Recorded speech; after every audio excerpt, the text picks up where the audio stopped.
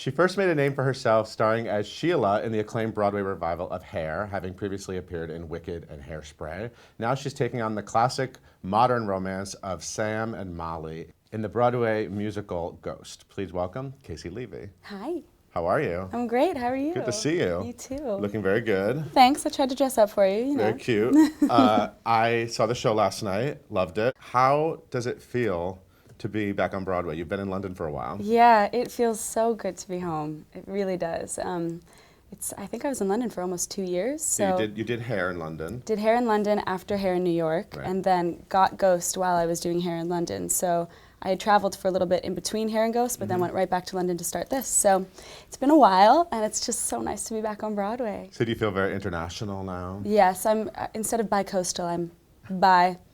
What? What is that? I'm bi? We should just stop it there. She's bi. This is getting racy already. we're launching right into it. Yeah, it's getting bad. So don't they love big American belters in London? I think they do. I know Patina Miller, Yeah. right, had a similar sort of experience doing Sister Act over there before she came here. Totally. Yeah, no, the London audiences and fans are wonderful, and they really embraced me and were very kind to me. So yeah, it was great. So Ghost. So here we are, taking on this great movie that everybody loves. Yeah. What sort of excited you about this when it first came your way? I heard some of the music. I heard With You, which is my first act, big number. And that song alone really made me want to do the show. But I was nervous about it too. I didn't really know what to expect and how it would translate, from film to stage. But when I sort of officially auditioned for it when I was living in London, I knew it would be a good fit for me, and it was luckily a pretty quick process. It just kind of clicked, and I got the gig, and once we started it really unfolded in like a very natural way, and it's been such a great experience. Now, you're playing the role that was originated by Demi Moore in the film, and I remember when the movie came out, it was all about her like haircut. It was all about like her boyish, fun hair. Did they ever try to put that wig on your head? No, thank God. That was one of my first questions. That would've been so awesome. vain. I was like, all right, I need pottery lessons, and do I have to wear that wig? Because that's not going to look cute on me. No, luckily they never really wanted to recreate that whole iconic look. I mean, that's so her, And I think it would have been a mistake to try to tie the musicals that closely to the film. Have you ever worn that wig just for fun? Absolutely not. No. Maybe for Halloween or something. Maybe I'll pull it out. Yeah, I think that'd be fun. Like you can do the movie Molly for Halloween. There you go. There you go. The show is slightly adjusted for Broadway. So what's that process like? I mean, obviously it was a big hit in London, especially with audiences. Yeah. Were you excited to see that audiences embraced it? And when did you sort of realize that was happening? Pretty early on, actually. I mean, we did like an out-of-town run in Manchester. England. Yes, which was also weird that I was there right after doing Hair. But and the audiences went crazy for it there. And coming to London, we thought, okay, we're in the theater town now, so like, will they love it? Will they not?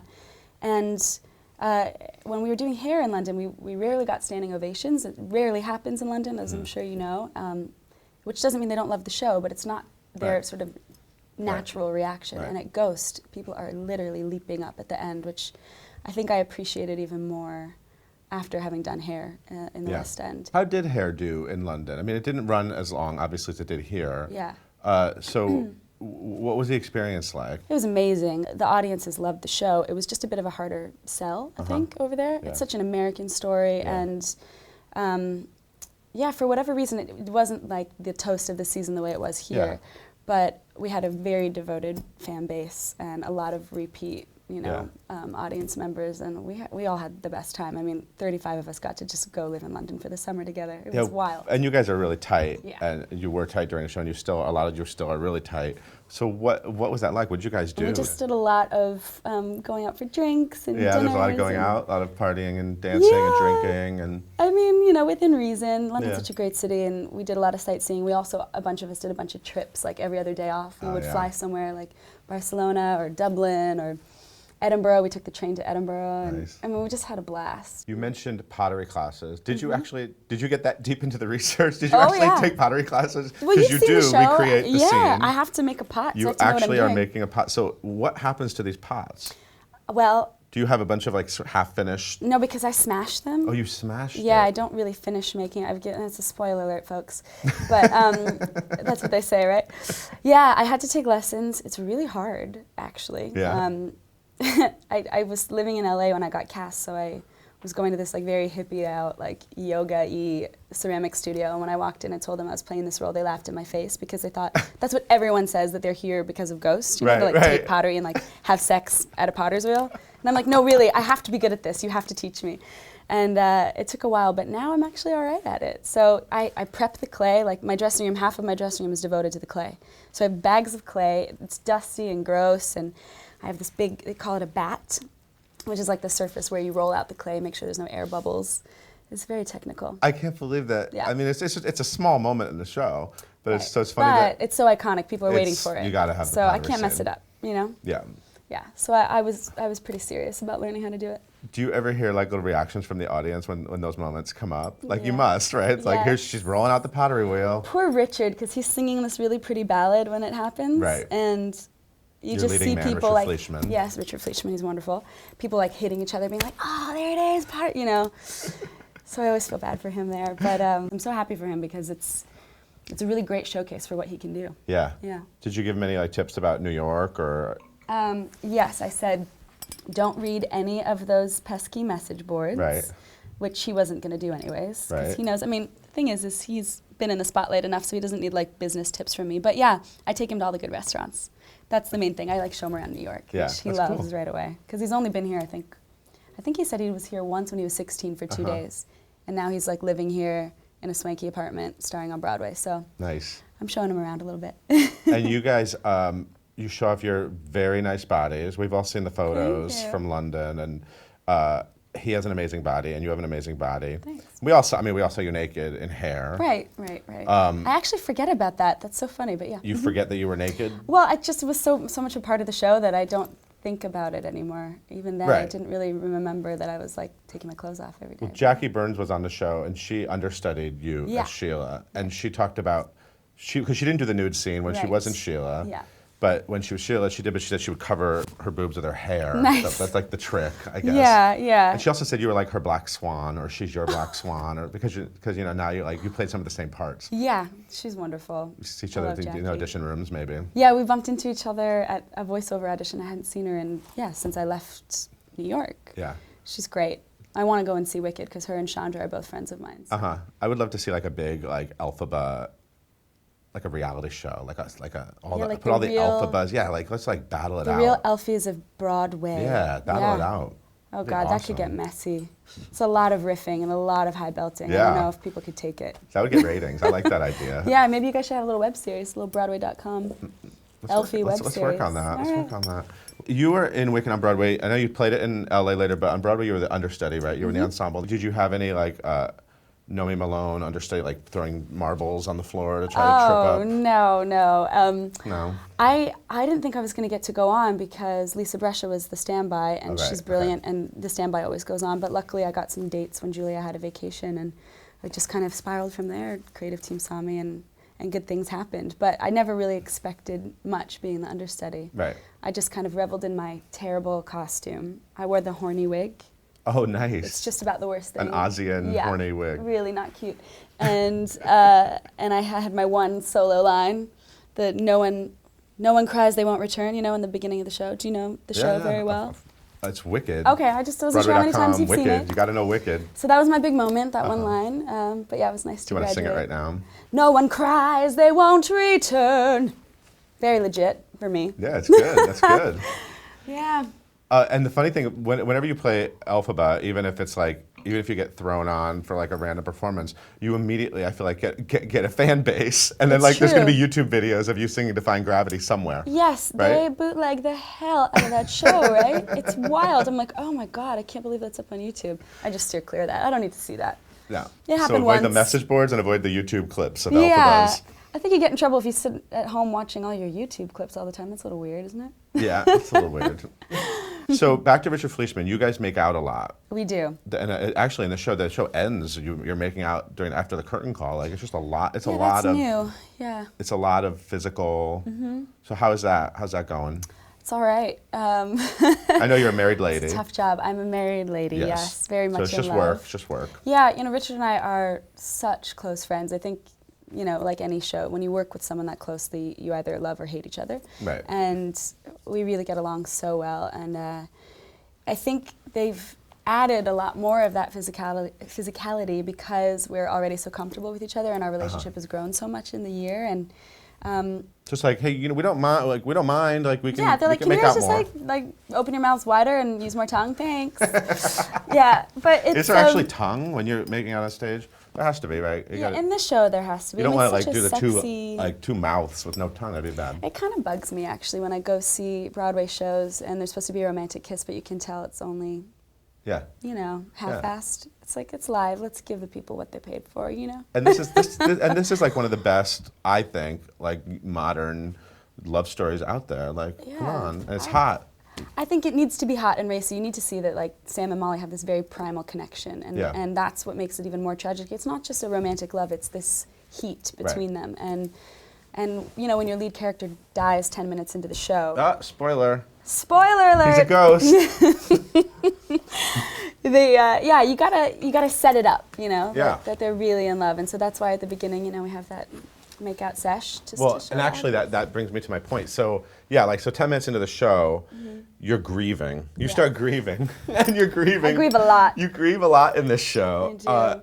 How's that? How's that? Does that make you like in your personal life want to find like a lot of happiness and joy? Yes, I'm very goofy backstage to kind of counteract it, but it's hard. It's really hard. It's a sad show for my role, but there's moments of lightness, you know, like in the second act I sing a song called Nothing Stops Another Day, and that's about moving on and just sort of kind of releasing this sadness and moving forward, and that's a nice moment for my character. But yeah, it's sort of a tough place to live in every night. It's a tearjerker. Ghost is a tearjerker. Yeah. I've cried both times I've seen it. And you guys know that, like, with the curtain call, what, you just, like, look out and there's, like, tears like, what? We hear it, like sometimes at you the end of hear With You. heaving and... Yeah, in London, this dude, oh man, this was so funny. I mean, you hear people kind of sob at the worst moment when it's really, really quiet. And at the end of With You, I have that sort of, there's like a moment of silence before the final few bars. And someone in London went, oh God, like that. And it was hilarious. And I mean, I'm really in it there, but that will just make you laugh, you know? So I had to just keep on crying. You did it? Oh, you yeah. pulled through it? Yeah, I just thought, I'll go to ugly cry because that's close to what it looks like when you laugh. Amazing. But have you had that though when you watch like a sad movie, like especially if you're home by yourself and you can make any noises you want, and you'll just like make a crazy ass? Oh my God, like you just like so people do that at Ghost. They do it a lot at Ghost. And at the end, yeah, when we're saying farewell, people, you can hear the sniffling and the snot and the general tears and liquid noises. It's really special. I'm sure you've heard people at the stage door really have a personal reaction to like relating this to people they've lost, and I mean that's sort of why this story has resonated. Absolutely. With I mean, people. at the heart of it, it's this really incredible story about wishing you could, you know, say I love you that one more time to the person you lost, and everyone can relate to that. And I mean, every night, because it's written so beautifully and the book is so strong and the story is so strong, I don't have to, you know, gear up for it. I just have to be present in it, and I'll go there, you know. Which is a testament to the writing, for sure. Have you lost anyone huge in your life? Have you had? Yeah, I have. I mean, I've lost grandparents, which is always very sad and tragic. But my best friend passed away 2 years ago. Oh, wow. And she was a very young actress from Canada, but had worked on Broadway as well. Her name's Lindsay Thomas. And we did a big benefit for her, and the Broadway fans were so amazing, and we raised a lot of money for her treatment because she was sick with cancer. But she had just this terrible bout with lung cancer, and she passed away, and I actually found out at Places one night at Hair, like right before the show, and Jackie had to go on for me, obviously. And yeah, so that was really recent, and I dedicate the show to her in my bio, and I think about her a lot in the show, not in the run of it, not while I'm acting, of course, but it was quite a big thing to go through at my age, you know, and lose a young friend, and it definitely gives me insight into the role, and yeah. So you could have easily been one of those people making those noises in the audience. Oh, Had I you just definitely been an would audience be. member. Yeah, I watched the show in London. When I left to get married, I came back and I watched the show the night before I went back in, and I was a mess, an absolute mess. And I'm not very territorial as it is, so I wasn't like weirded out seeing my understudy. She's a good friend of mine, and I was thrilled to see her do the role. But I didn't even think about her. I was just sort of taken away by the show and the spectacle and this love story. It's so powerful. So are you sick of ditto jokes like about Ditto or You and Danger Girl? Yeah, I mean, I'm not sick you get of a lot it. of those? I mean, it's fun actually to play here in New York and hear how loud people laugh at those lines. Yeah. You know, because it's such a, you know, this is like a very American story, and people feel so attached to it. Yeah. So I love it. I mean, I think it's great that people come in with an open mind for the changes we've made, but are also waiting for those moments they love. Yeah. So I didn't ask you. So how do you maintain the body? Are you in like your top physical shape of your life? Playing Molly and showing your abs? Oh God, I do work out a lot, and I eat really healthy for this role. It's just such a beast of a role that if I didn't, I think I'd collapse on stage. So yeah, I try to take good care of myself, and glad it's coming through. You look good. Thanks, Thumbs babe. up, thumbs up. Best Thank bodies on you. Broadway. Oh God. Oh, you actually just won at Broadway.com. We do like a poll every week. I saw that. Right? We do like which leading lady are you most excited to see? You won. Oh, thanks, guys, for voting for me. You're number one with our readers. Thanks, Mom. Thanks, Mom. I don't think my mom knows how to get to Broadway.com. But yeah, no, that was really nice. See that? Nice. They like you. Thanks for liking me. Hair. I mean, you've done a lot of these sort of like real fan shows, right? Yeah. I mean, like I've been so lucky. I've played some amazing roles. So yeah, no complaints here. Would you ever consider playing Elphaba again?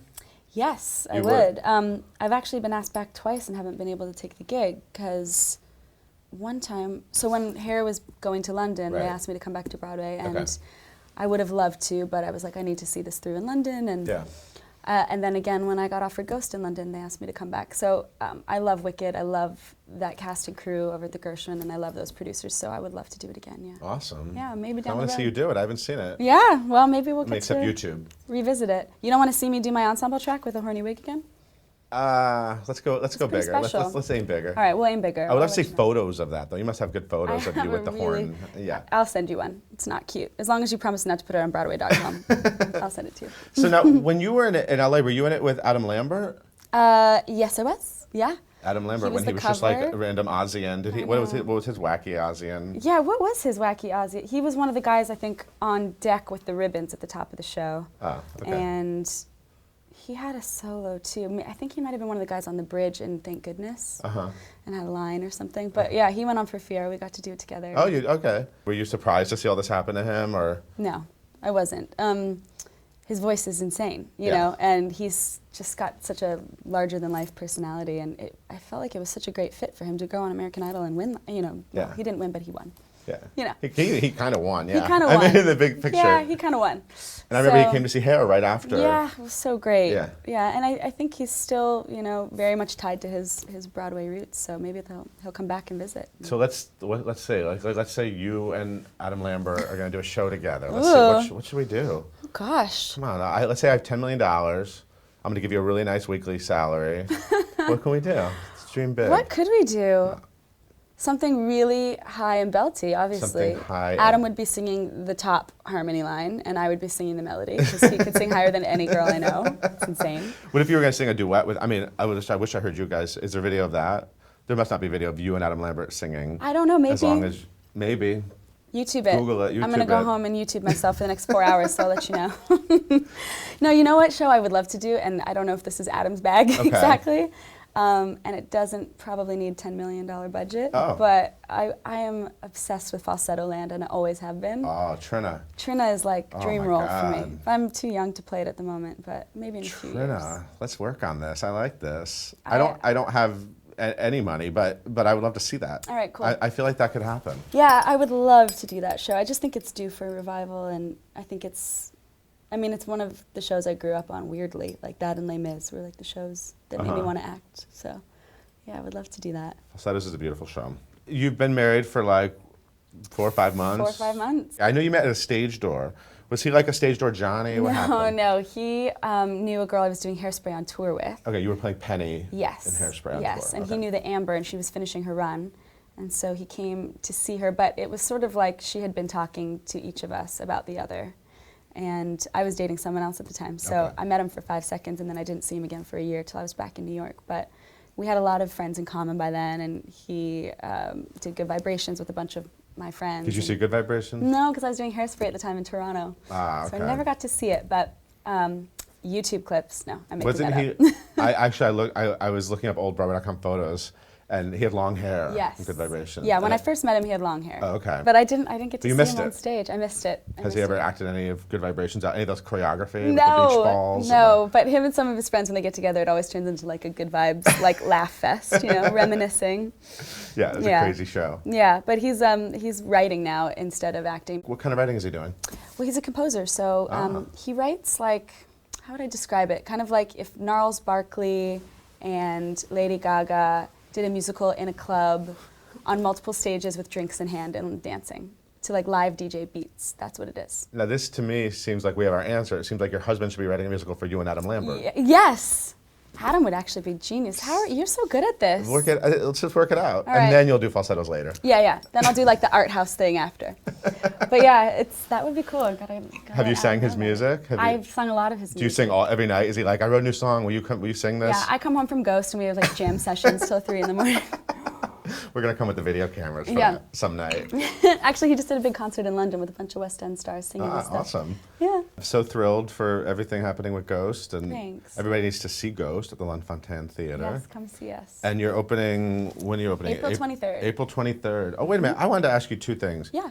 Your name is Caissie. Yeah. Do people ever call you Cassie? All the time. Do people ever say, don't pop the head, Cassie? Yes, all the time. Don't pop the head, Caissie? All the time, yes. that And annoying? I never have the heart to correct them because I just feel bad that my name is spelled weird and people can't figure it out. So at stage door, sometimes people are like, Cassie, I loved your performance. And I'm like, thank you so much. And you don't correct them. Well, You just let it no, go. I feel You bad let it go. about it. People stop it. It's Caissie. I get Caissie Levy all the time, but it's Caissie Levy. So now it's on record. It's on record. Yeah. And no one will ever do it again, obviously. It's Broadway.com. Or else. The other question is, your birthday is on tax day. I know. That's kind of weird. Yeah. Do you wait to do your taxes on your birthday, or do you try to Yeah, get... that's like my birthday wish every year is to sit down and do my taxes. It's not tax day in Canada, so when I first moved to the States, everyone said that to me and I didn't get it for a while. But yeah, not the best day in America, but the refund day, maybe I should have had my birthday on the refund day. That would have been better. I haven't even done my taxes this year. It's all extension for me. You got time, April 15th, you got time. Yeah. So everybody send nice gifts on April 15th to the L'Enfantin Theatre. And check out Caissie Levy in Ghost, opening April 23rd. Thank you so much. So great to see you. Thank you. Thanks for having me. Thank you for watching. We'll see you next time.